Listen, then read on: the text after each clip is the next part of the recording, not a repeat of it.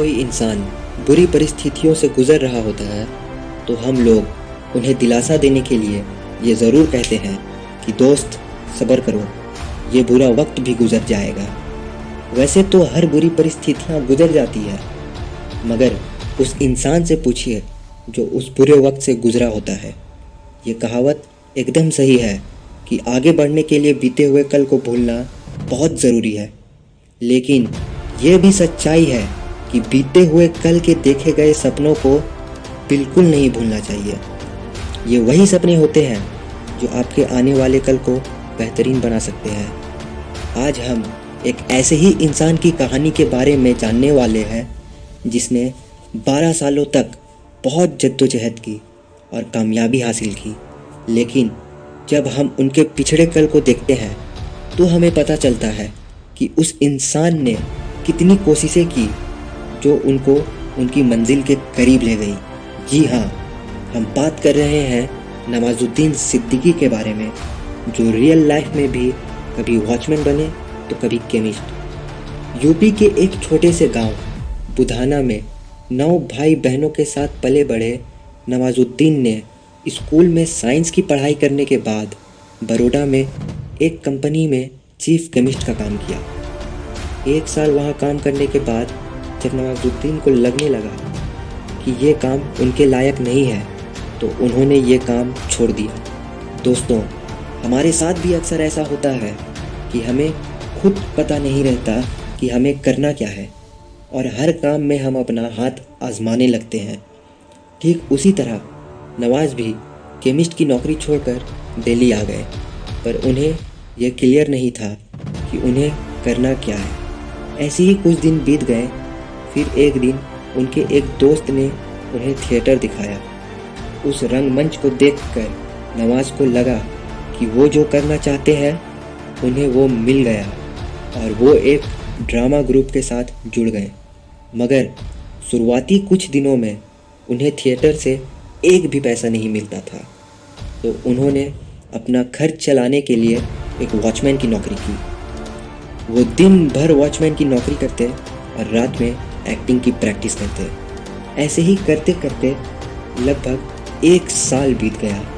नवाजुद्दीन दिन भर लोगों को सलाम ठोकते और रात को थिएटर में काम करते।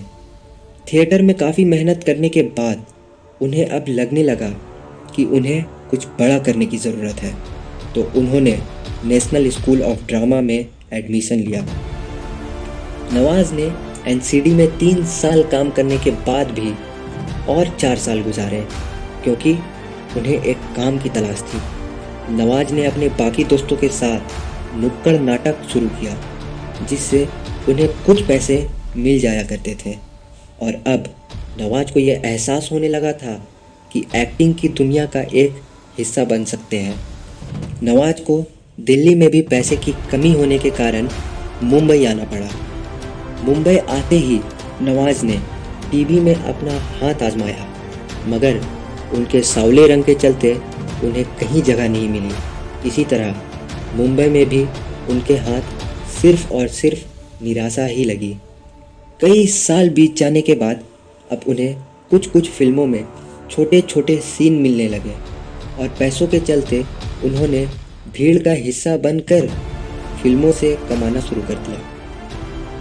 1999 में आमिर खान की सरफरोश में उन्होंने एक छोटा सा किरदार किया, मगर वो कब आए और कब गए किसी को पता भी नहीं चला। उसके बाद नवाज ने मनोज बाजपेयी की सूल, राम गोपाल वर्मा की जंगल और संजय दत्त की मुन्ना भाई MBBS जैसी बड़ी बड़ी फिल्मों में छोटे छोटे किरदार किए।